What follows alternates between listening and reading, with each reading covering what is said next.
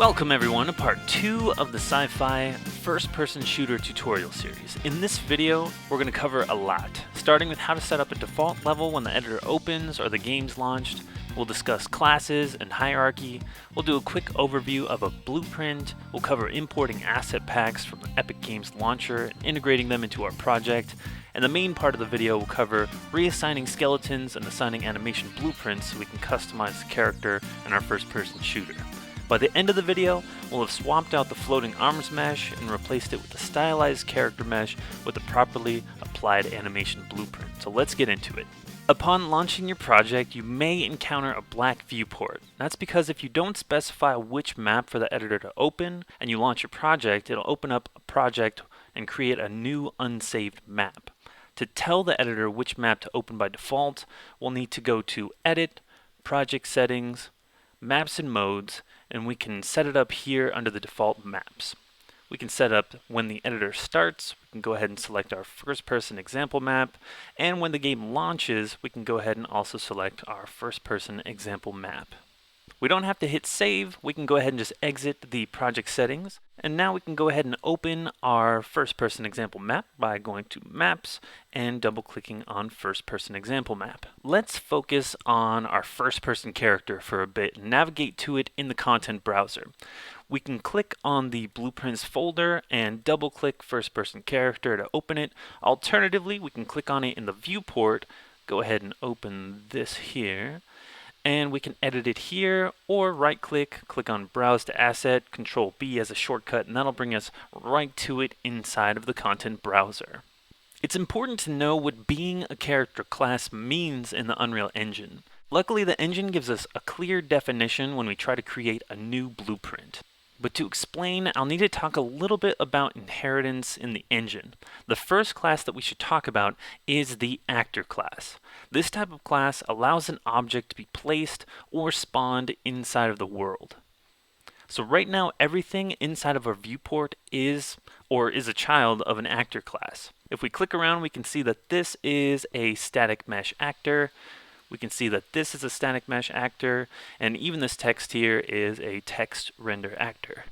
The actor class is perfect for something like a wall or a floor inside of a level, since those are simple objects that only need to be placed or spawned and don't need to include any additional logic like more specialized child classes. The next class under an actor is a pawn, which we can go ahead and scroll down to see under P right here. A pawn is a child of the actor class and takes all the logic the actor class can do, like being able to be spawned or placed inside of a level, but also adds more functionality. In the case of a pawn can also be possessed and receive input from a controller. This class is great for something like a spectator camera, since you can't use a base actor class for that, since a base actor class can't be possessed. Now if we open this up, we can see that underneath pawn, the next class that we're going to talk about is a character class, which is a child of the pawn class and inherits also, once again, everything that a pawn can do, which means that it inherits everything an actor can do, but also includes the ability to walk around. This class is generally used for the main controllable character in a game, which our first-person character is. And it just so happens that our first-person character is a child of the character class. That's a quick overview of hierarchy in the engine and how child classes can inherit functionality from their parent classes while adding more functionality of their own. This is incredibly helpful to know, and we'll be using this knowledge during the tutorial series so that we can have our player character and our enemy character inherit functionality from a master first-person character. And that brings me back to our first-person character in the content browser. Let's rename it by selecting it and hitting F2, and we can change the name to something like BP Master FPS Character.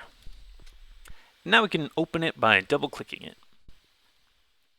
And if you're new to Unreal, this screen might seem a little bit overwhelming. There are a few important sections when we open any blueprint that we should quickly cover as well. There are 3 main tabs available to us here on the top. Arguably the most important one is the event graph, and this is the one that's currently open. This is where the vast majority of blueprint visual scripting will be done. And this scripting specifies what your character will be able to do when they're able to do it. If you accidentally close this tab, you can reopen it just by double-clicking on Event Graph under the My Blueprint tab on the left-hand side. The next tab over is the construction script. This section also uses blueprint visual scripting and will determine how your blueprint is put together as it's created or spawned inside of a level. Whereas for the event graph, an event needs to be called in order for changes to take place. We'll also be able to see these differences in the viewport. We won't be using construction script during this tutorial series, but we did use it in the Create Pac-Man and Unreal Engine 4 tutorial video to differentiate the dot pickups from the power pickups, which is a great example of what the construction script is useful for. If you accidentally close this tab, you can open it on the left-hand side, once again just by double-clicking on construction script.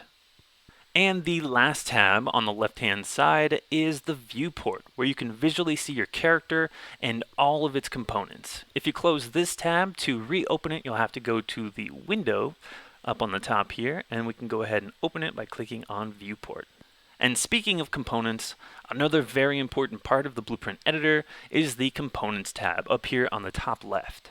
This section is incredibly useful for selecting and altering components of your character blueprint. Components are objects within a blueprint.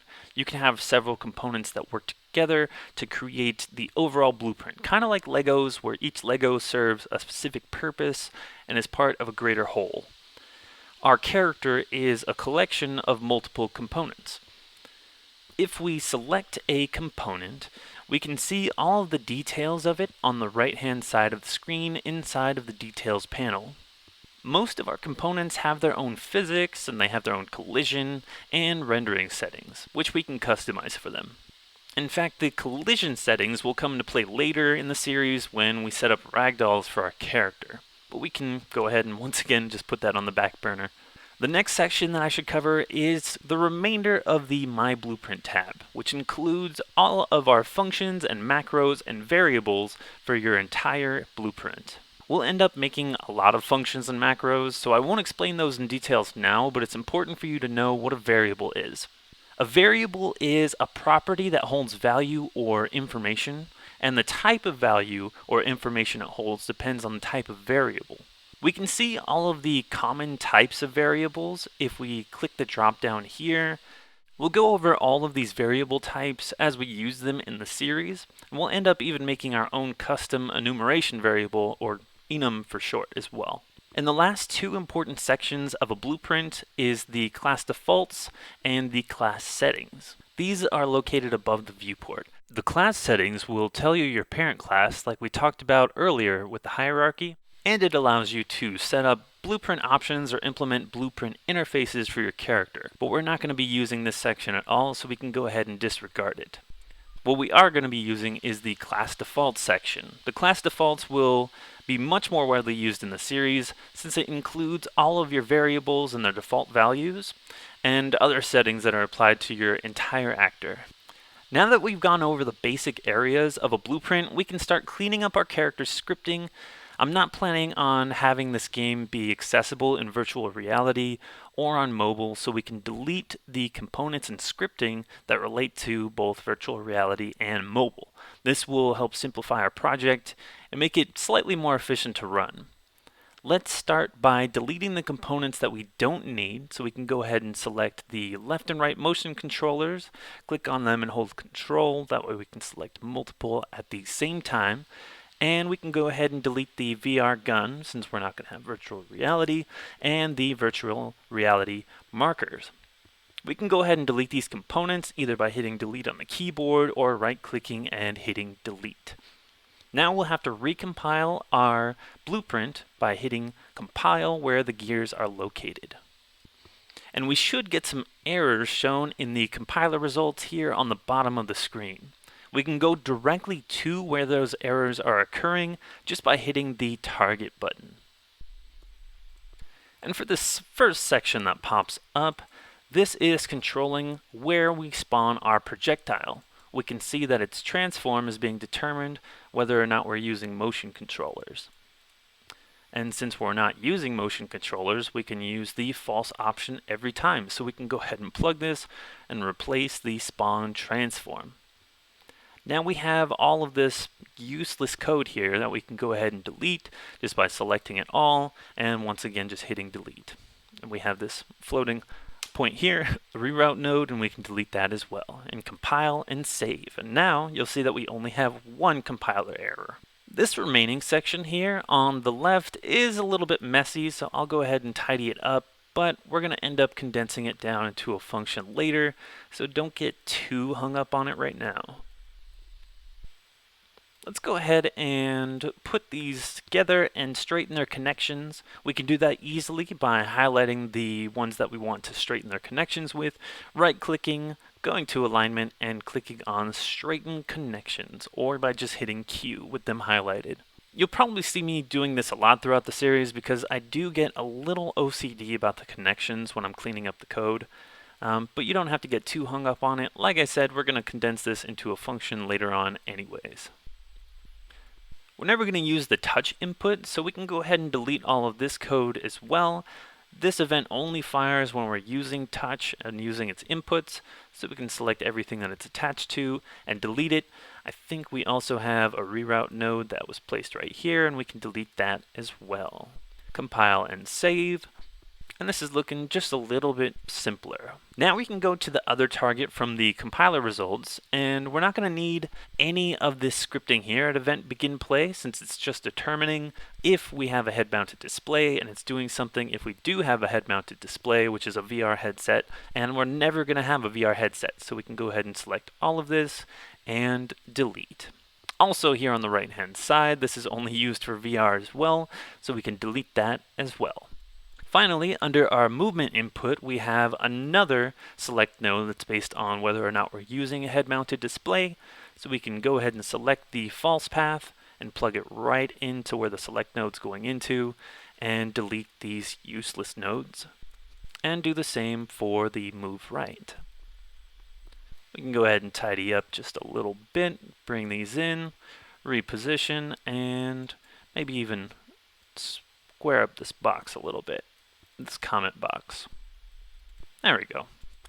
Just a little more tidy there. In fact, I'm going to go ahead and move this entire jump up to the top. And we're done getting rid of the VR and touchscreen components and scripts on our character blueprint.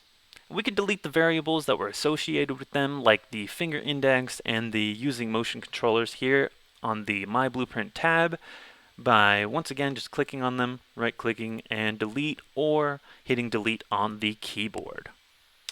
Compile and save. So now in our event graph, we have input events here on the top, and we have our spawn projectile script here on the bottom. We're actually never going to touch the remainder of this input information, so we can go ahead and just tidy up our event graph a little bit by collapsing it down into its own graph and naming it input graph. To do that, we'll go ahead and select everything, right-click on one of the highlighted items, and we can click on collapsed nodes.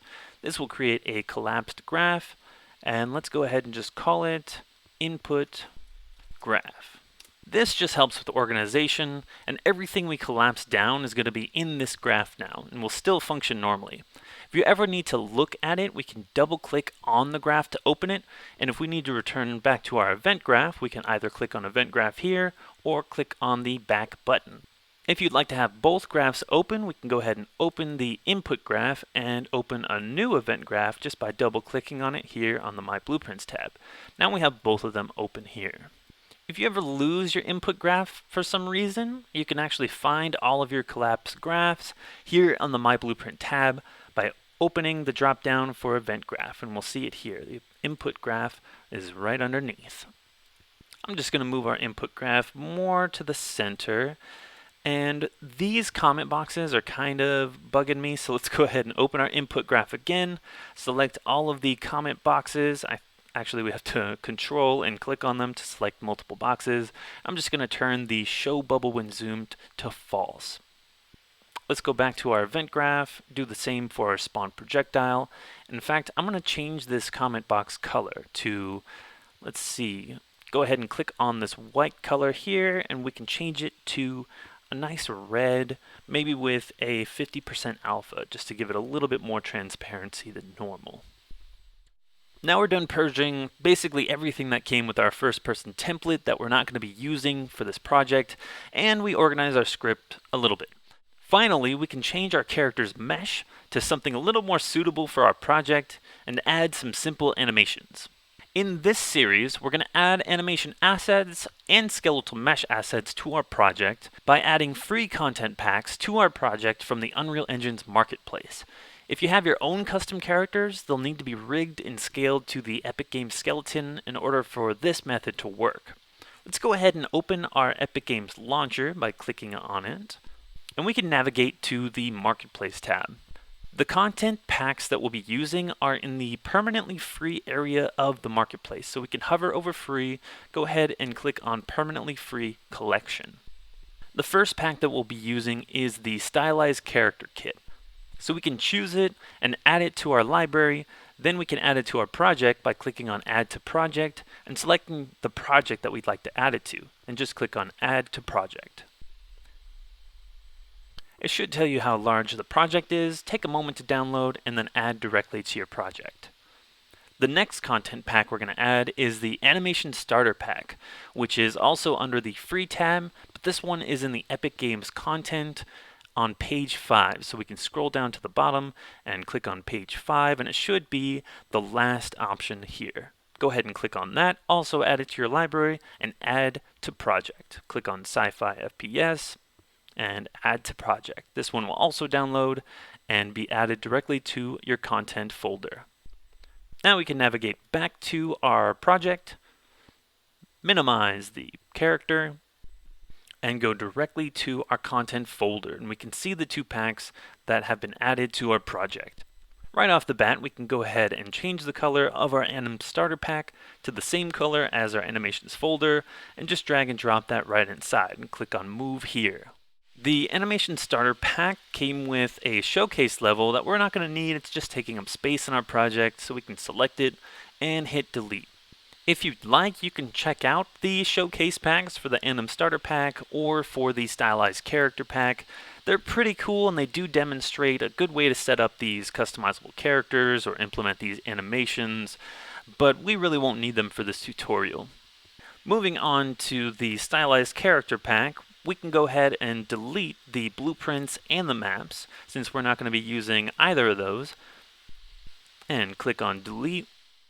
And we're going to be integrating these three folders into our project like we did in the last video, so we can actually do the exact same method that we did before, highlighting it and changing it to material, and then just a quick name like SCK, which would be Stylized Character Kit.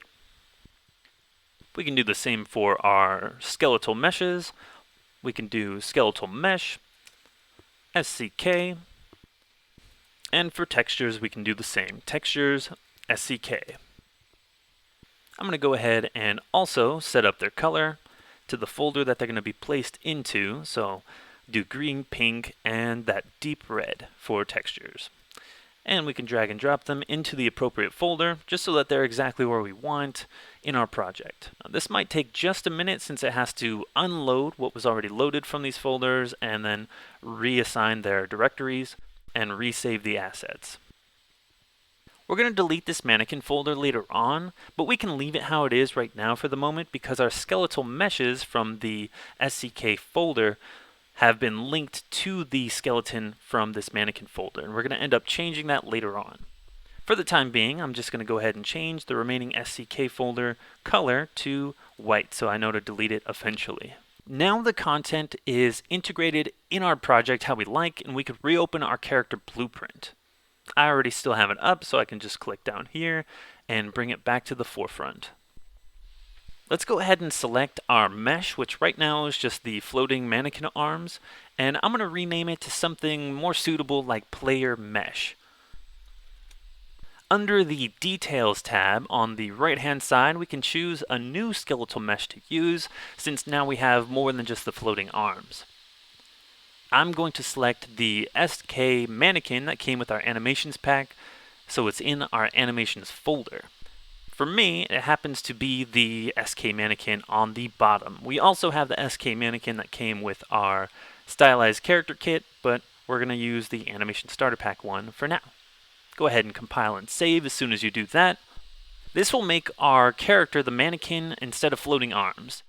Let's reset the location and rotation of our player mesh by clicking the yellow arrows underneath the Transform tab.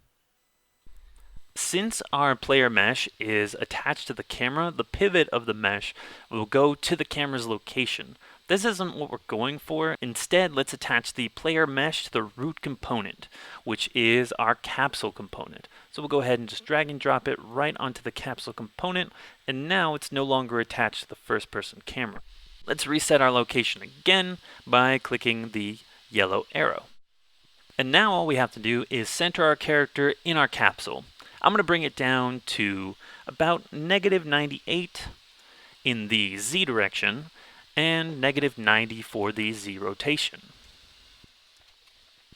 We can then apply the animation blueprint that came from the animation starter pack by going to the anim class here. As long as our animation mode is set to use animation blueprint, we can select the drop down and select UE4 animation starter pack hero template. And as we can see, the character is using the idle animation from the animation starter pack. All we have to do is move our first-person gun into the hands of our character. But you may notice that we can't move it right now, and that's because the construction script is trying to move it and attach it as well. So let's go to our construction script, and we can go ahead and just delete all of this code right here and compile and save and go back to our viewport.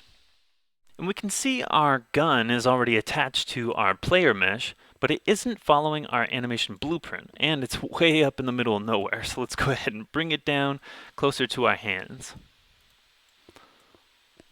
If we want the gun to follow our animation from our player mesh, we'll have to attach it to a parent socket. With our first-person gun selected, we can go ahead and click on the magnifying glass underneath sockets in the details panel and select on the bone that we want this gun to be socketed to. In this case, we're going to have the gun in our right hand, so we can scroll down to hand_R, which is the right hand. Now the gun is going to move alongside the animation, and we just have to position it correctly inside of the hands of our character. I'm going to reset the default position of our gun, and the transform that I ended up with was -10 in the X direction, 6 in the Y direction, and -3 in the Z. And then we'll just have to give our gun a 90-degree Z rotation. I also ended up scaling down the gun just to make it fit a little bit better to 0.9 instead of a full 1.0. This isn't a perfect placement of the gun in our hands. We can see the thumb is slightly going through the barrel, but it's good enough for me. We should also attach our camera to the player mesh. To do that, we'll go ahead and just drag and drop it right on top of the player mesh. And you can position it properly on him right now if you don't want any head bobbing. But if you do want some minor head bobbing, we can go ahead and also place this camera inside of a socket on our player mesh. So with the first-person camera selected, we can go ahead and click the magnifying glass, scroll down to the bottom, and select head to parent this camera to. We'll go ahead and reset these defaults, and we can see that the camera is now moving with the animation. After finagling around with it a little bit, I ended up with 10 in the X, 10 in the Y, and then a 90-degree rotation in the Z, and -90 in the X. That way the camera is upright. And we can compile and save. This is a good position for the camera since it's inside of our character's head, and it's far enough forward so we won't see the face of our character. Now we can test out our map by minimizing the blueprint and hitting play. You can see we no longer just have a floating pair of arms, we now have a full body holding a gun. But the first-person shooter template originally turned off shadows for our arms and our guns because the shadows would look a little strange. So we'll need to turn those back on. We can go ahead and exit the playtest, go back to our master player character, we'll select the first-person gun, scroll down to the lighting tab, we'll click cast shadows to true, and do the same for our player mesh, cast shadows to true. Now we should be casting shadows when we play. And we can see that we are. So now we have the mannequin that came with the animations pack as our player mesh. But we want to go ahead and update it to one of the pre-constructed stylized characters that came with our stylized character kit. So we can go back to our blueprint, select the player mesh, and we can update the skeletal mesh again. The skeletal mesh that I ended up with for the showcase is the mesh underscore PC underscore 02. So let's go ahead and find that underscore PC underscore 2 and compile and save. And we can see that the animation blueprint doesn't work automatically even if we select it from the anim class. That's because the mesh we selected is using the skeleton that came with the mannequin character in its content pack instead of using the mannequin character that is in our animations folder. It's a little confusing, but we're going to go ahead and reassign its skeleton from that mannequin to the mannequin in our animations pack. To do that, we'll have to find this skeletal mesh inside of our content browser, and we can do that easily by hitting this magnifying glass and minimizing the blueprint.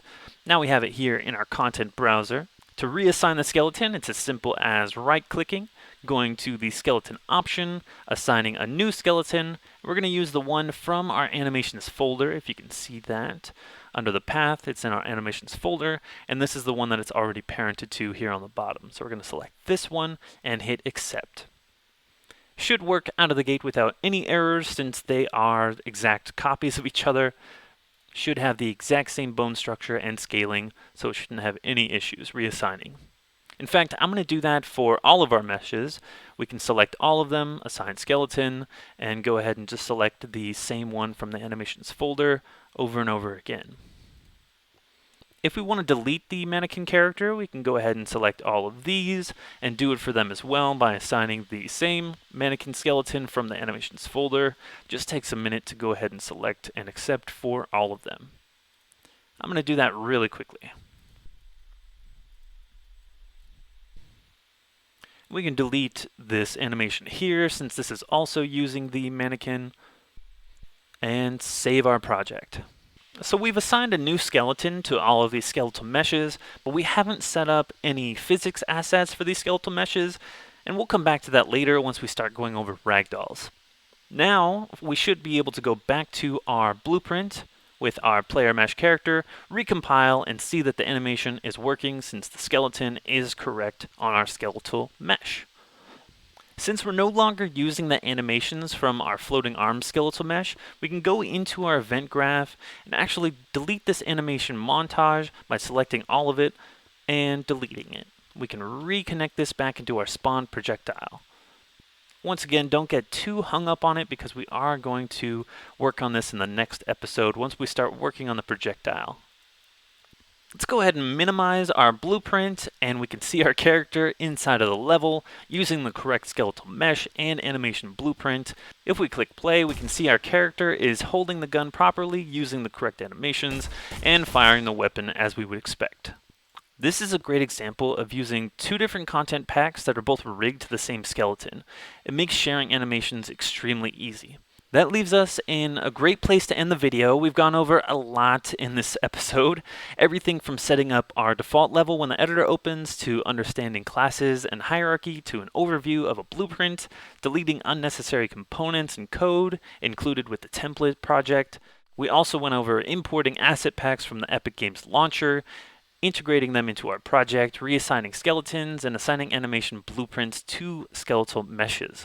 Hopefully, although the discussion on each topic was pretty brief, you were able to begin to understand each topic. In the next video, we're going to change the projectile that our weapon fires so that it more resembles a Star Wars blaster bolt.